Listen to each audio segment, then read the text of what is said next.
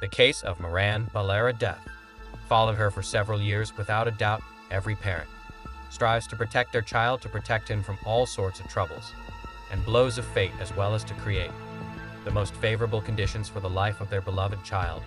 But the world is big and cruel. It is simply impossible to be around all the time, and the troubles are most often in places where you least expect them. In our today's story, the danger awaited a teenage girl a white day in a crowded place just a few dozen meters from her own home. The case of young Marianne Baltiera in 2017 shook all of Mexico after the 16-year-old humble schoolgirl was repeatedly raped and brutally murdered literally close to her home.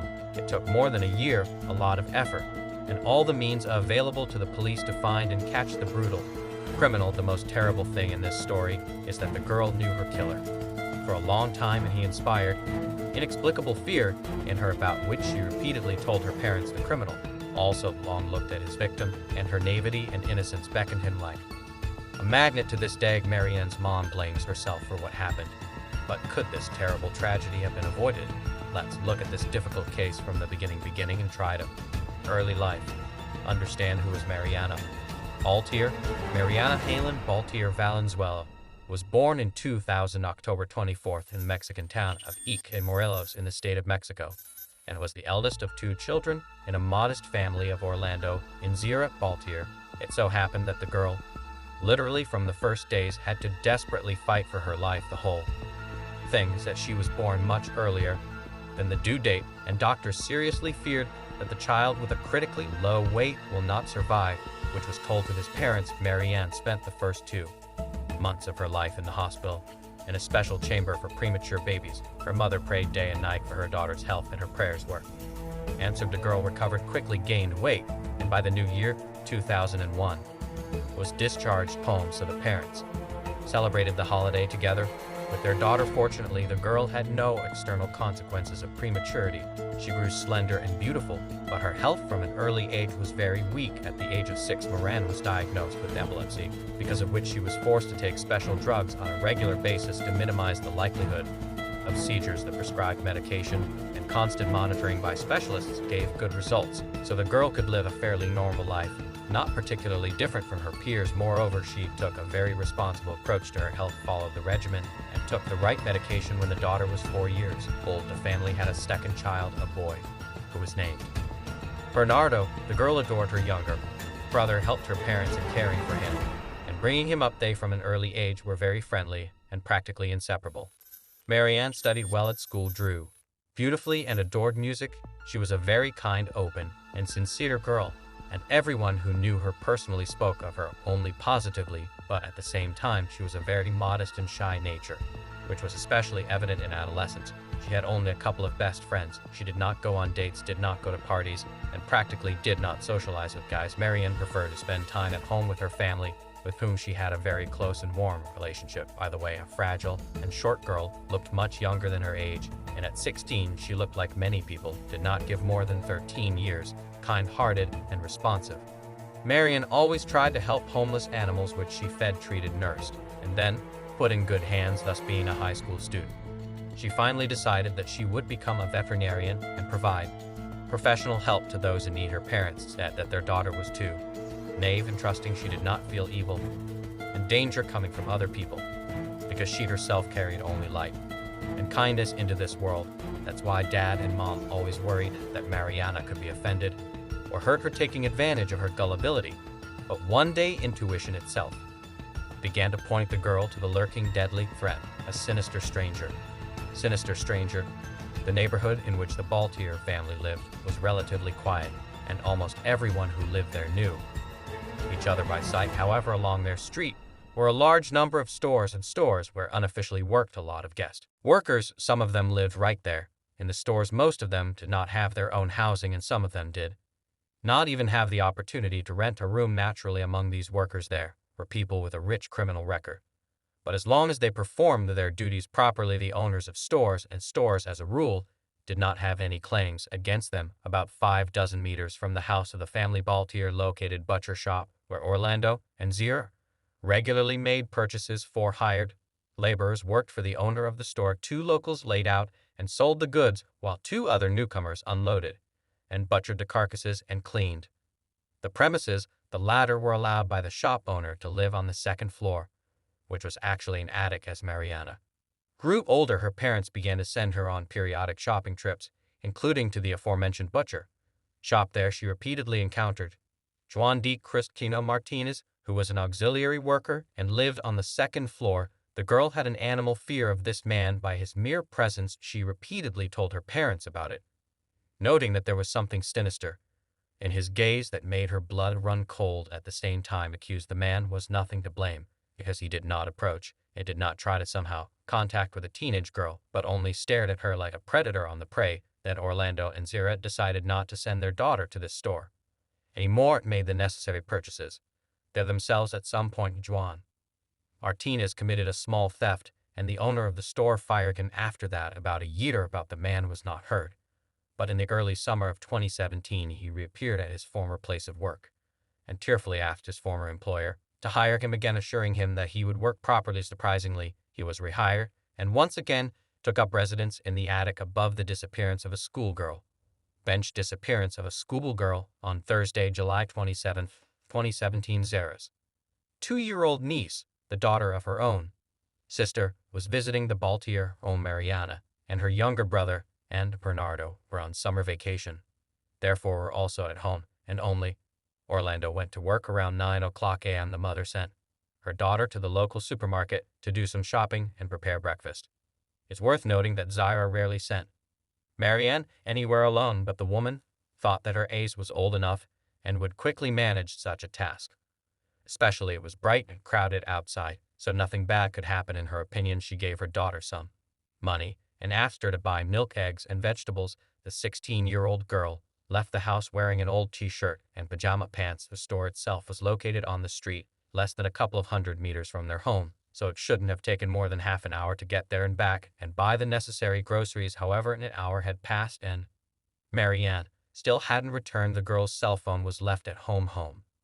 So the worried mother, with her little niece in her arms, went in search of her daughter. The woman walked down the street all the way to the store and asked the cashiers if they had seen a young girl with glasses. She was told that she had bought groceries a quarter of an hour ago and walked out. Then the woman had a real panic and realized that something terrible had happened. Zira returned home, asked her son to look after her cousin, and herself went to the street, where she started asking neighbors, street vendors, and passers-by if they had seen her daughter. However, the girl seemed to have fallen through the ground. The woman immediately reported the incident to the police and also called her husband, who immediately rushed from work to help look for her daughter. By the time police arrived on the scene, dozens of neighbors, as well as relatives and friends of the Baltiera family, were already involved in the search. They called all the girls' acquaintances, combed the streets of the city, and put up hastily printed flyers with Marianne's photos. At first, the law enforcers were not particularly alarmed by the situation. They asked the parents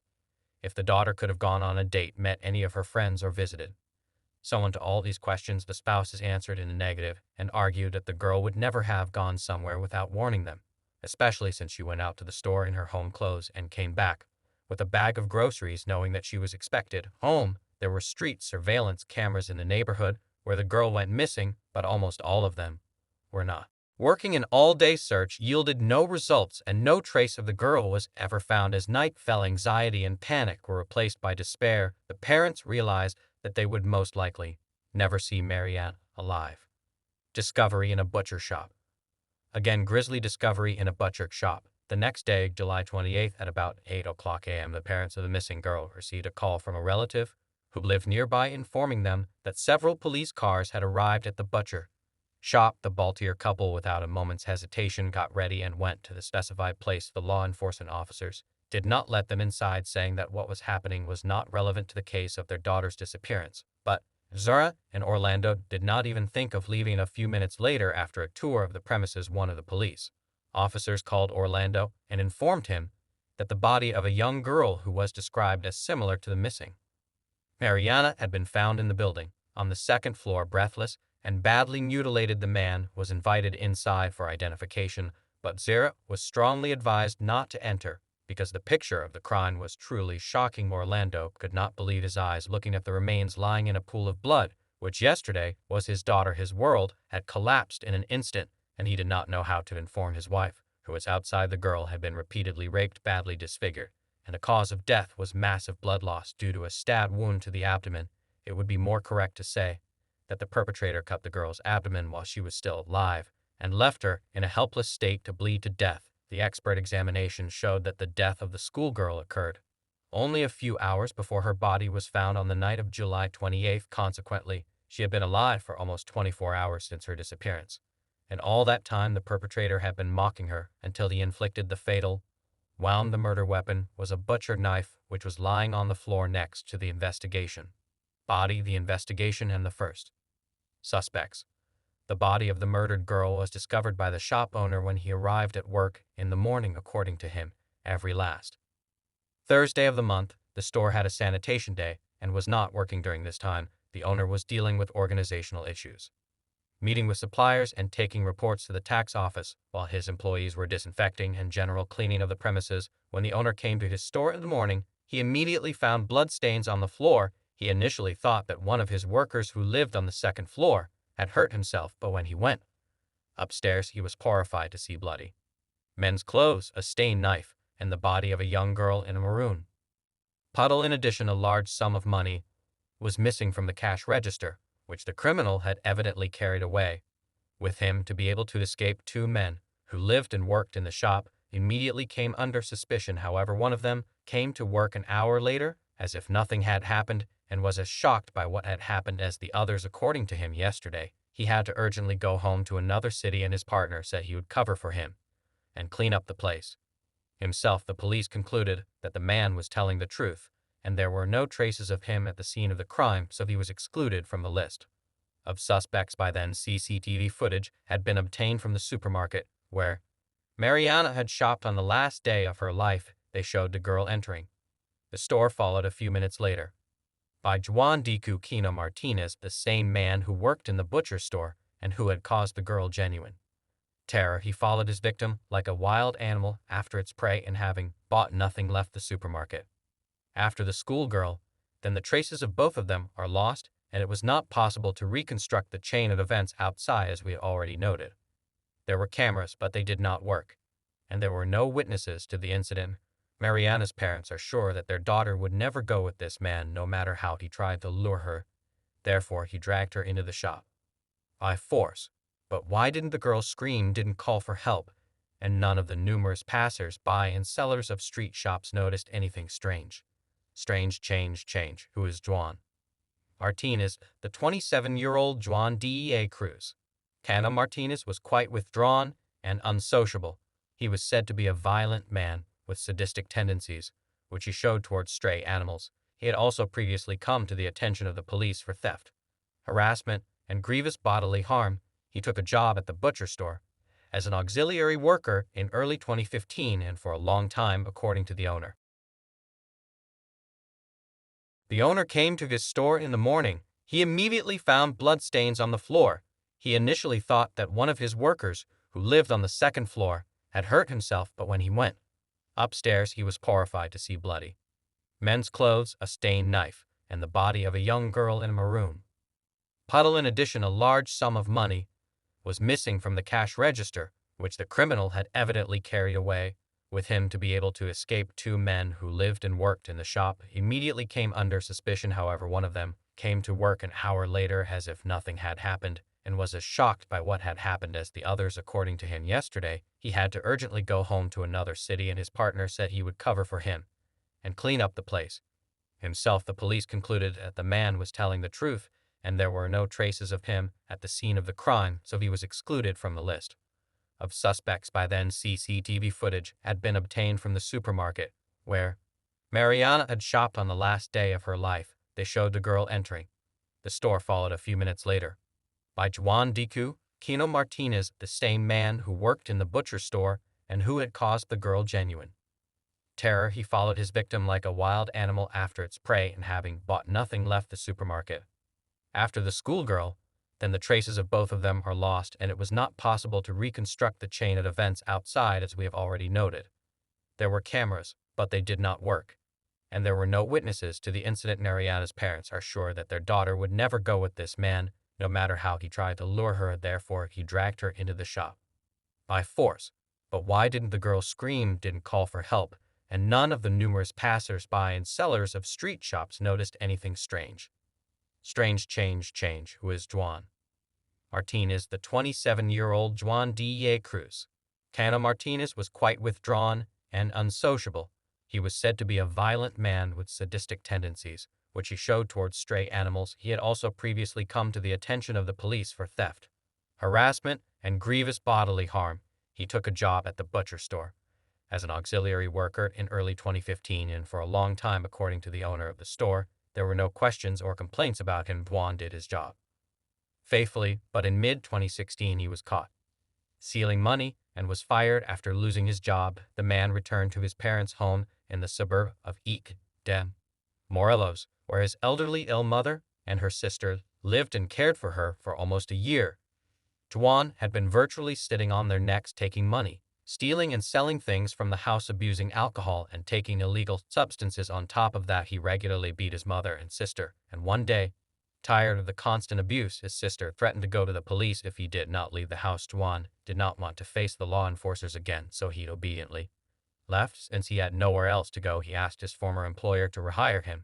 To his misfortune, the owner of the butcher shop agreed and once again provided him with a workplace and a roof over his head, allowing him to live in the attic as before. It was mid-June 2017, just a month before the tragedy occurred. The man was doing his job faithfully, but about a week later, he came across Marianne, who had grown up over a year and was literally driving him crazy. The schoolgirl herself shunned him and never went to the shop for shopping, but Juan began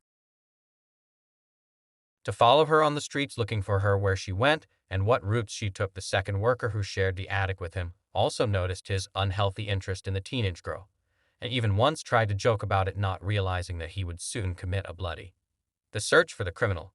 The search for the criminal. As soon as Juan de la Cruz Quintero Martinez became the only suspect in the case of brutal rape and murder of a schoolgirl, all forces and means were thrown into his search. First of all, law enforcers went to the home of the criminal, believing that relatives could help him hide. However, the fugitive sister assured that he was not welcome here, and the criminal knows that his relatives would have turned him into the police.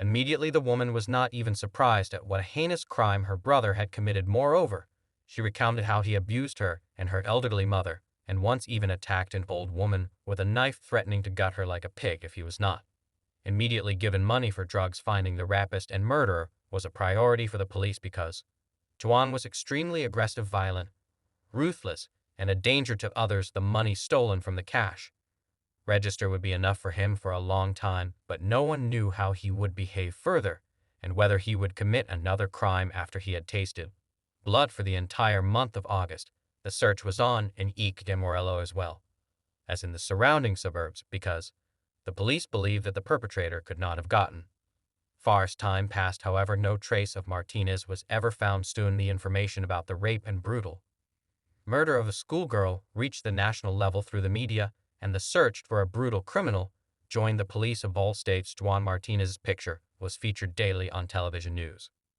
printed on the front pages of periodicals, and posted on streets across the country, labeled as a ruthless killer on the run. A large cash reward was announced for providing any information about his whereabouts, as well as for assistance in his capture, and the amount was constantly increasing. But even this did not contribute to the progress of the case. The search for the criminal turned out to be a difficult task because he simply could not be traced. He did not keep in touch with any of his relatives. He had no friends also.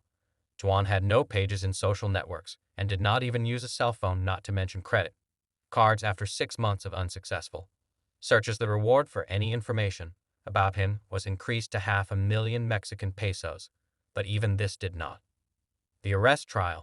help the arrest and trial of a murderer. It wasn't until August 2019, after more than 2 years after Marianne's murder, that her executioner was finally found and arrested. The perpetrator was found in another state, almost 1,000 kilometers away from the crime scene itself, after he was accidentally recognized on the street by a vigilant old lady. The man, who constantly hid his face behind a hood and sunglasses, seemed strange to her, and she decided to report him to the police, unaware that he was one of Mexico's most wanted criminals. Juan was arrested right on one of the city streets, and to the surprise of the law enforcers, he didn't even offer any resistance. but just obediently held out his hands and let himself be handcuffed the day after his identity was confirmed. The perpetrator was taken to a Catec de Morelos where he committed his atrocity. He was taken into custody in one of the city's jails to await trial. In May 20,122, 5 years after the massacre of the schoolgirl, the murderer and rapist was finally sentenced. Martinez was sentenced to life in prison, without the possibility of ever qualifying for parole. In addition, he was also ordered to pay 1 million Mexican pesos in compensation for moral damages to the family of the girl he killed. Parents and brother of the deceased Mariana admitted that the arrest of the killer was a huge relief for them, because now he will definitely not be able to harm other girls, but at the same time, even a life sentence and large monetary compensation will not be able to take away the pain in their hearts, because their beloved daughter and sister will not be returned, and they will have to live with this for the rest of their lives.